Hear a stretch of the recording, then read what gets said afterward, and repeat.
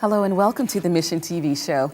I'm Melissa Summers, and the word mission is a powerful, powerful commission given to each of us, you, to me, and to all of us for a mission that we have to get accomplished.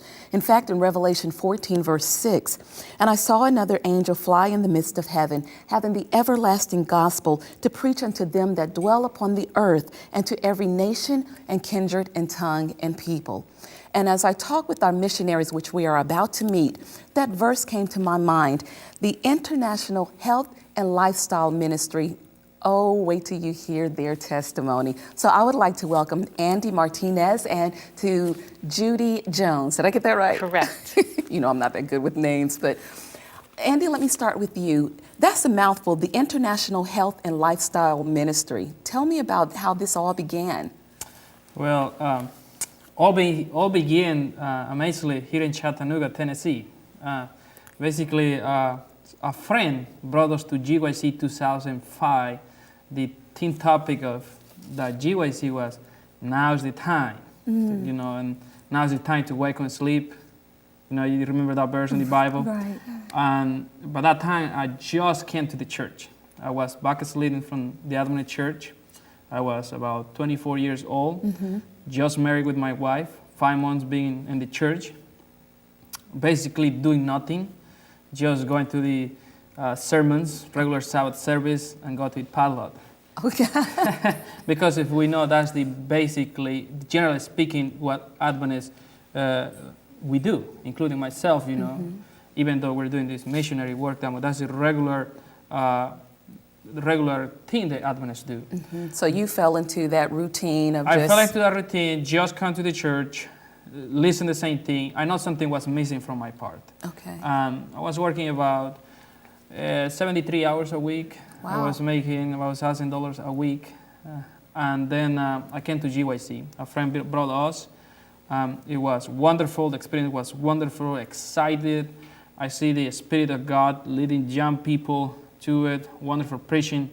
But one thing that caught my attention is with Uncle David. Okay. Started to give his testimony about extreme faith. How God impressed him to go to Guyana. How God put him in a position that he can learn to trust Him, whatever he had the money or not. Had you heard of David Gates and gospel ministries before this? Never before. Really? That was my first time that I came to hear a sermon and a testimony just like that. And So what was it, exactly that just really pierced your heart? The exactly thing is, I see the Spirit in GYC, but the thing is, I was looking for something. I was looking for something real. And the testimony that Pastor David gave, it was something real to me. When you say real, Real is that we came to the Bible, we read all these stories, how Moses crossed the Red Sea, how God separated the waters, and all these miracles that's being in the Bible, and how we can bring this thing to life in our life today. So it wasn't a reality to you because nothing like that ever happened. Well, it did happen sometime, but I had not looked at it in the way that is being presented in the Bible, exercising your faith right now in this moment and this time that we're living. So that testimony that Pastor David gave, he made an altar call in GYC. And I asked God, Lord, I want the experience that given me twice is possible. So I went forward and asked God, what do you want me to do in my life? Whatever you tell me to do, I will do it. And right there in GYC, God gave me an impression, go to Panama, open a Bible training school, and do a similar thing that GYC is doing. Put young people together, bring something to them so they can learn to be close to God and learn from this experience of faith. So you're from Panama? I'm actually from Panama. Okay. And impression was that to have the Bible training school plus to have a youth camp. So did he tell you at the altar call or throughout that process of the During week? the altar call and during the process of GYC. That He was was what straight my answer there. Oh, wow. Okay, so now you're feeling this, you're hearing this message from the Lord. What next? What happens next? What next? You know, sometimes we ask God, sometimes we believe that why we ask it for it. Because, be careful what you ask for. Exactly. Because first of all, I don't have no training, don't have no experience, and I'm young, who's going to believe it? And I went back to our church in Springfield. We were on fire. And we started organizing a small company of young people going door to door, literature evangelism and everything. But it's still back in my mind that God had given me, impressed me to go to Panama. I refused to go for 2 months. I started thinking, man, how are we going to do this?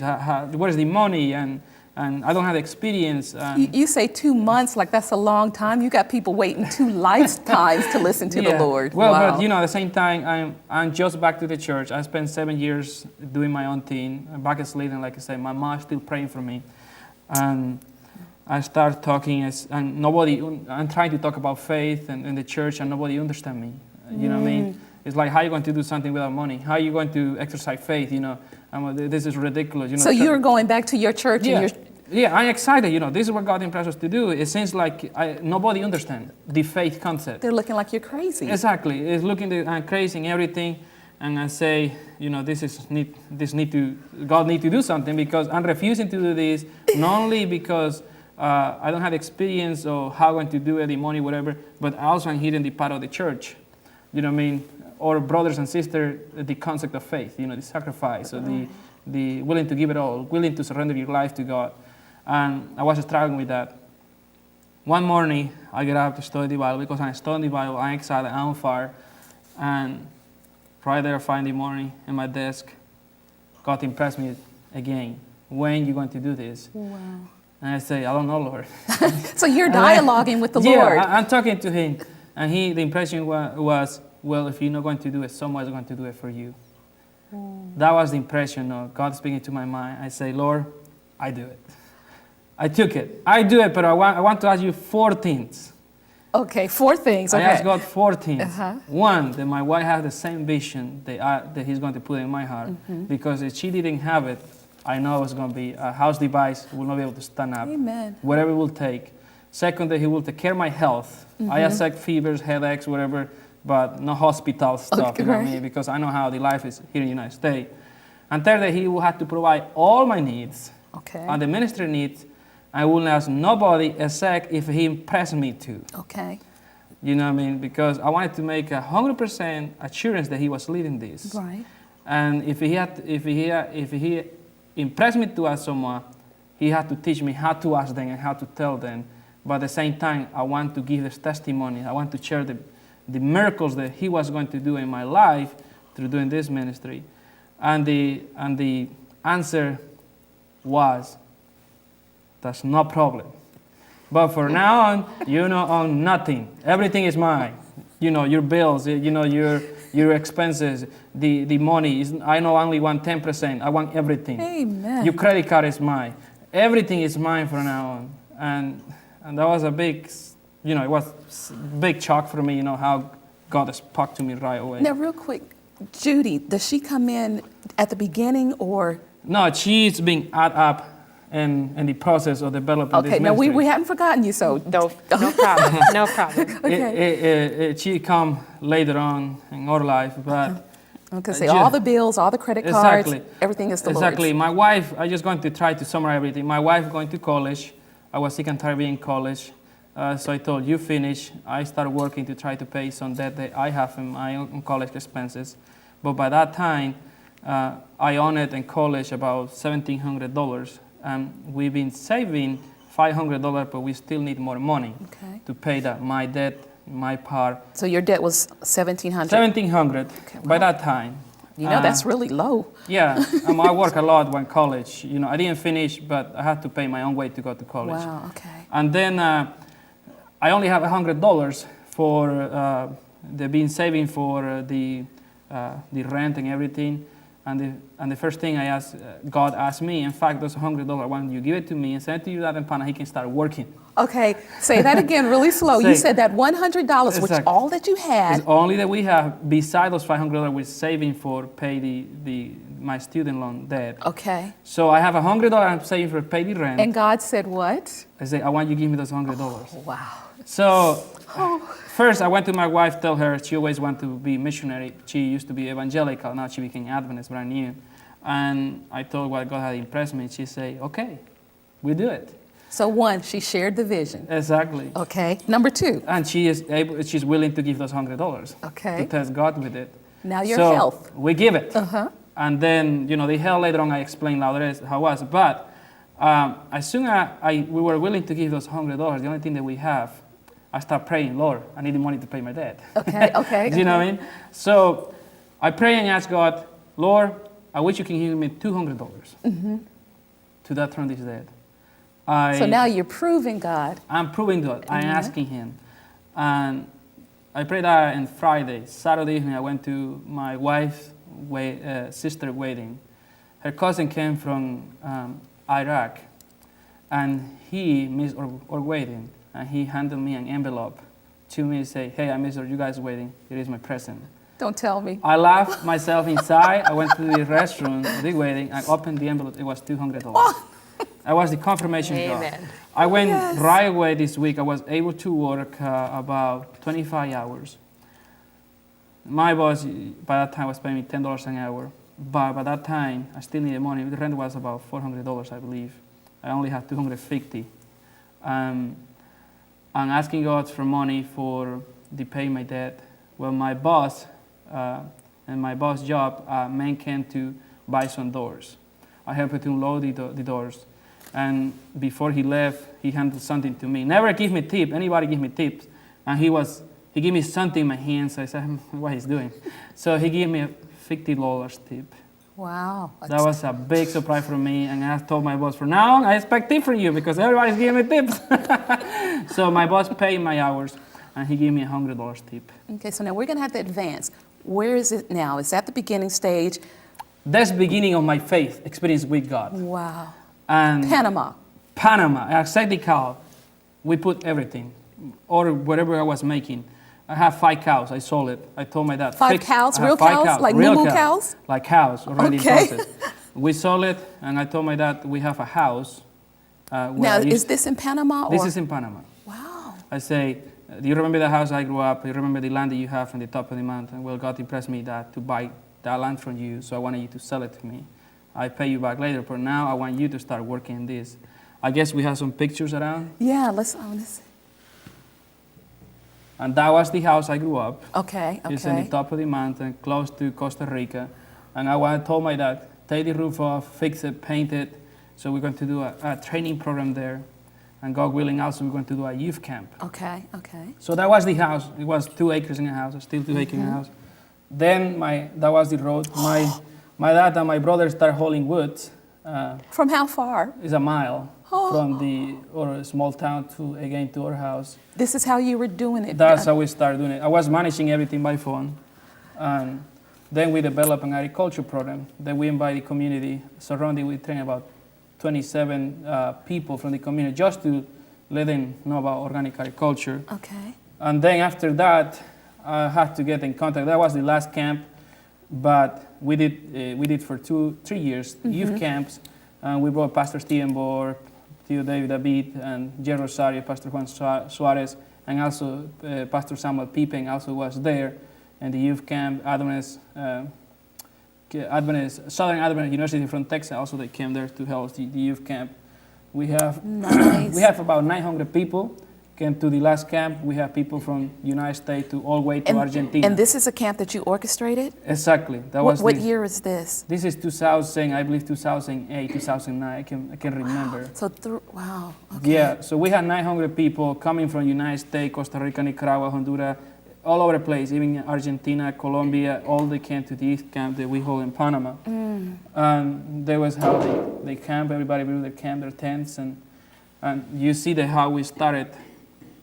Providentially, God provide the building, the resources to build this 2-storage building for That's a nice building. For do hair therapy and also some rooms, and we're still missing a kitchen. We're going to do it, and then we started developing a little wellness center, whatever we have. Wow. We started treating people or volunteer there. We started doing natural remedies. I only have 1 volunteer.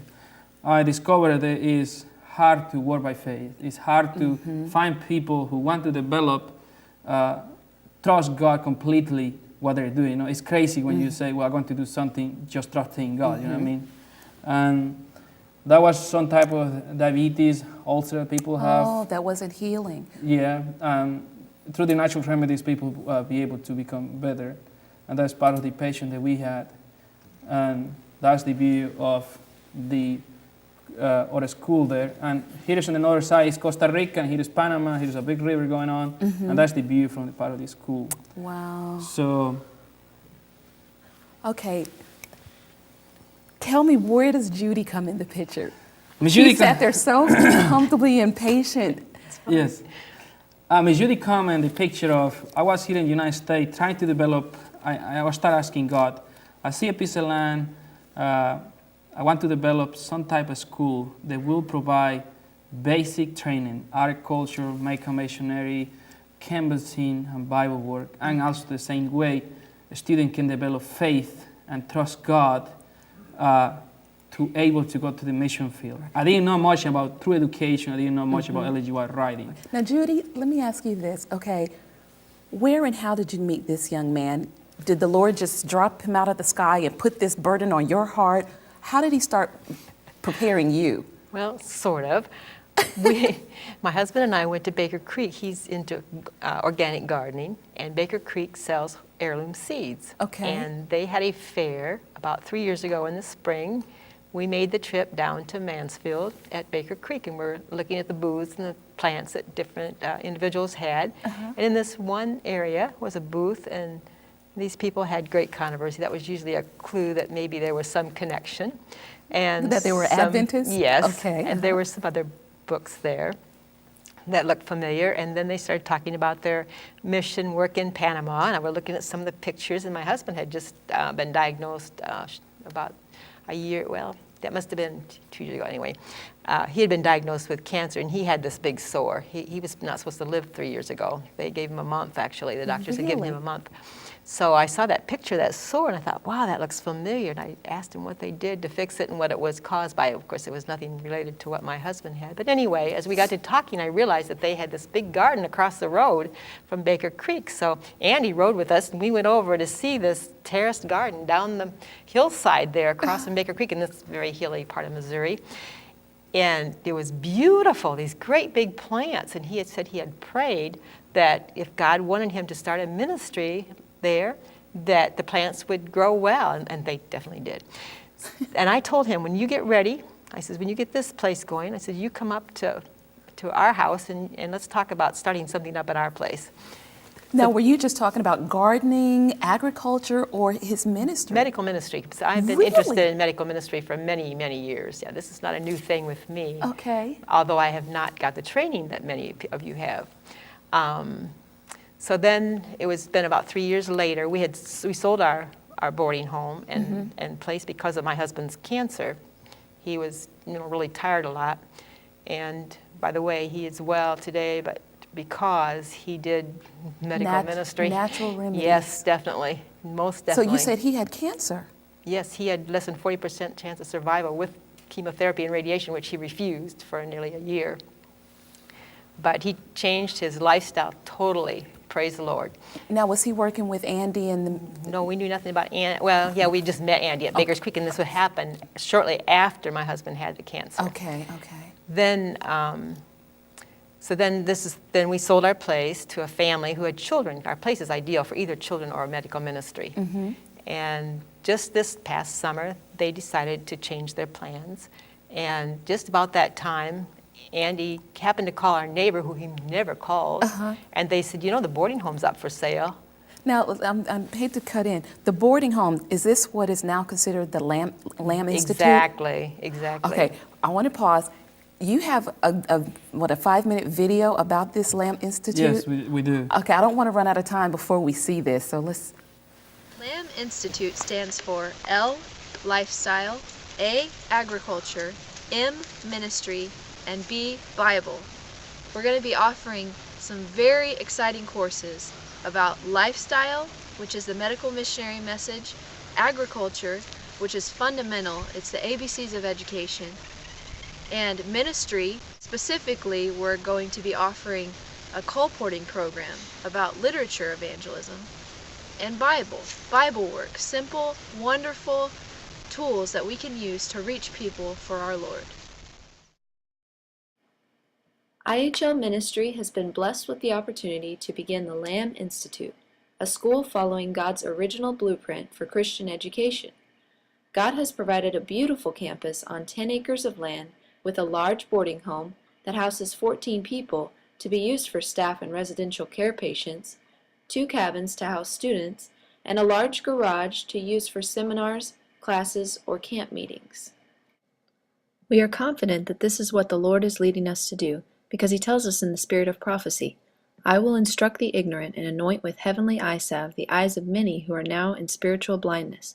I will raise up agents who will carry out my will to prepare people to stand before me in the time of the end." In many places that ought to have been provided before with sanitariums and schools, I will establish my institutions, and these institutions will become educational centers for the training of workers. I am Judy Jones. I am Secretary for the International Health and Lifestyle Ministry. I'm also Director for the Residential Care Facility. If you wonder what a residential care facility is, it is a home that provides social and personal care, which includes making meals, distributing medication, taking residents to appointments, doing laundry, oversight, among other things. And we do this for persons who have some self-care limitations, but medical care is not a major issue. These persons can be any age. We will accept individuals from the years of 18 and up. The residential care should provide income for expenses and to help sustain the ministry. Students will have opportunity to use their skills, the things that they've been learning. They can interact socially with the residents, encouraging them, listening to them. They can help with duties in the home, and they can help work in the garden, raising organic, healthy food for our meals. Hi, my name is Pastor Roy Wheaton. I pastor the Seventh-day Adventist churches in East Central Missouri, specifically Sullivan, Bourbon, and Owensville, Missouri. I'm excited to be a part of the IHL ministry that will be providing a Bible worker course in July, August, and September of 2011. We're excited to bring this to you. In fact, I'm really excited because I was a Bible worker long before I was ever a minister. We're looking forward to students that want to share the good news of Jesus Christ.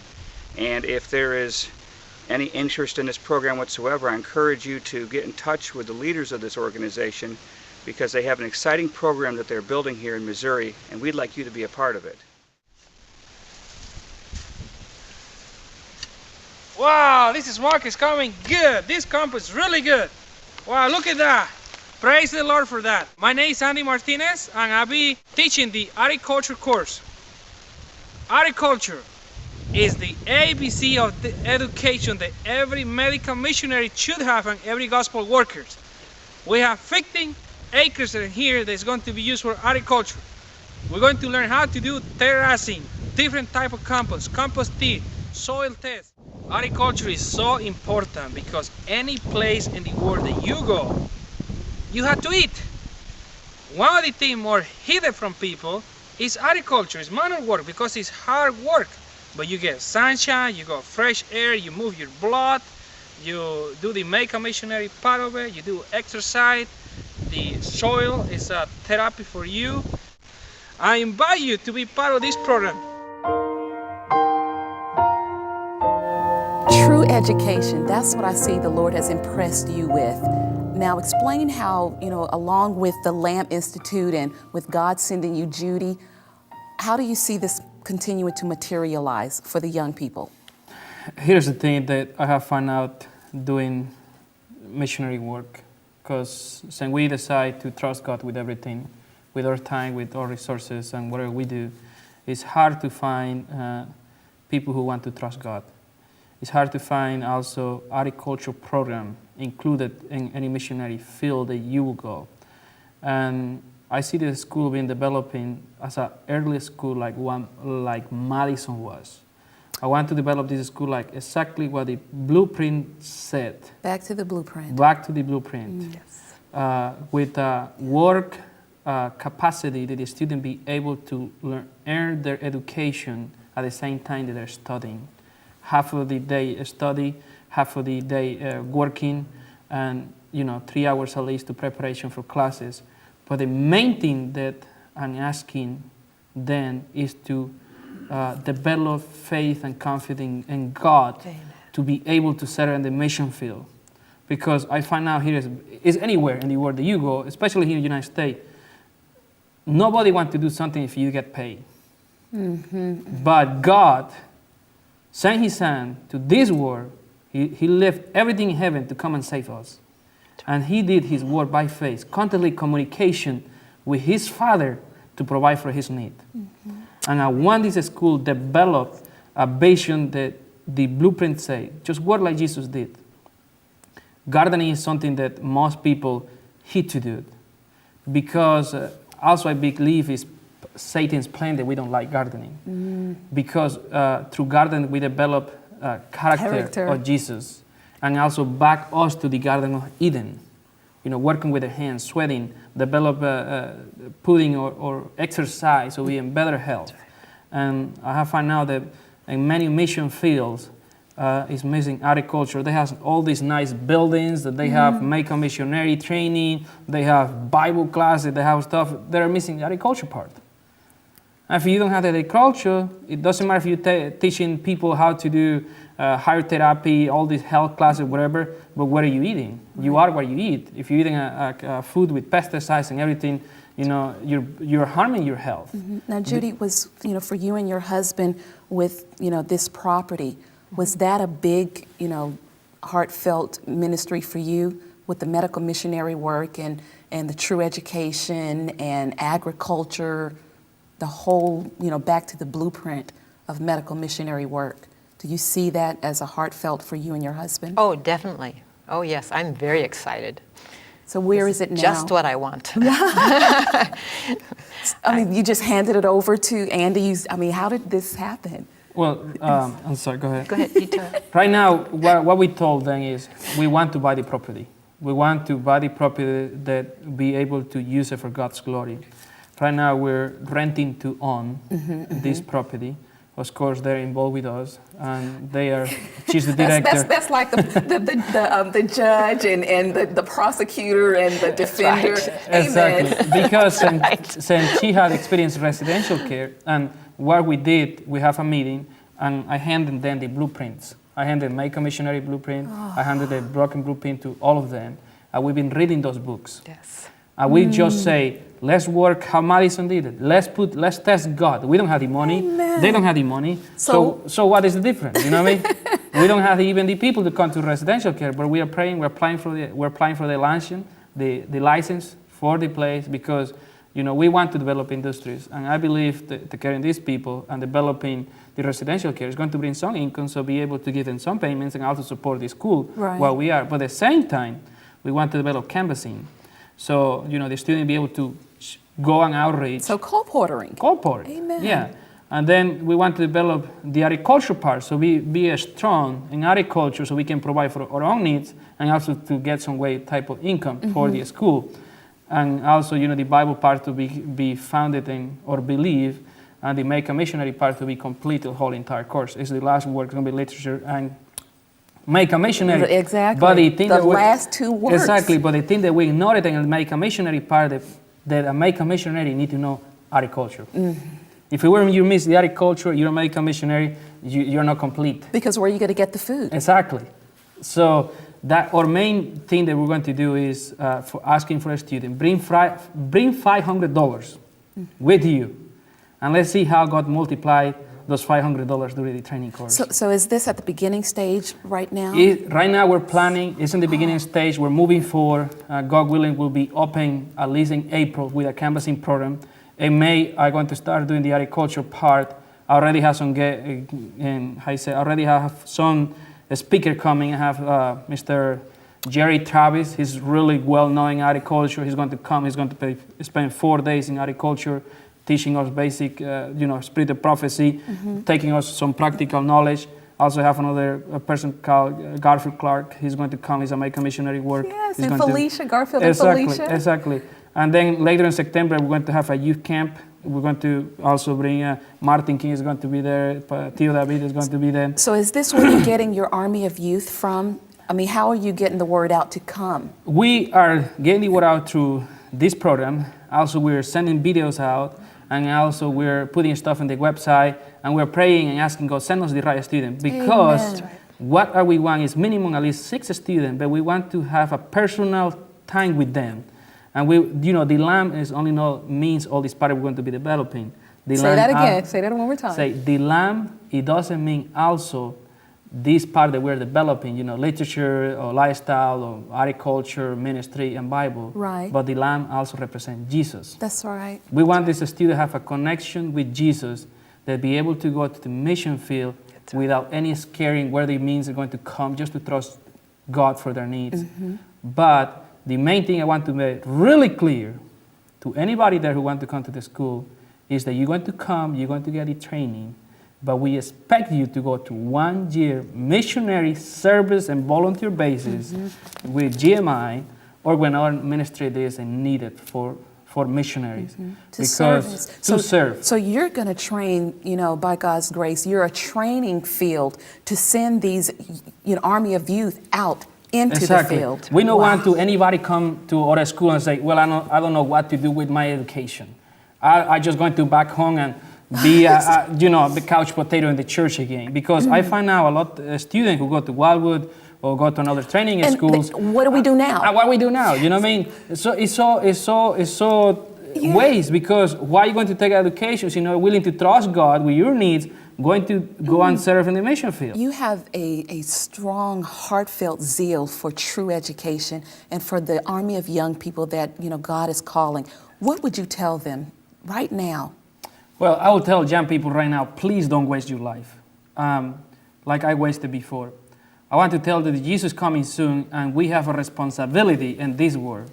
If you want to develop a relationship with Jesus, if you want to have extreme faith, and if you want to be a missionary in the mission field, come to a school.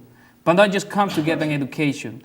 Come and learn, and then go to serve as a volunteer missionary, trusting God for all your needs.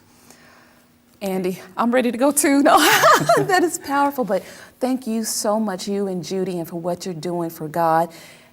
That's a powerful commission that God has given. And as we close, Matthew 24:14, and this gospel, true education, which is what we've been hearing from Andy this entire time, and this gospel of the kingdom shall be preached to all the world for a witness unto all nations, and then shall the end come.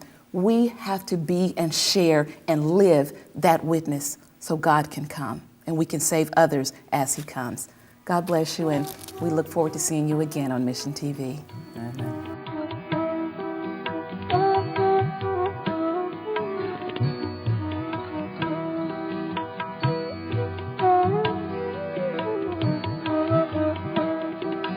Thank you.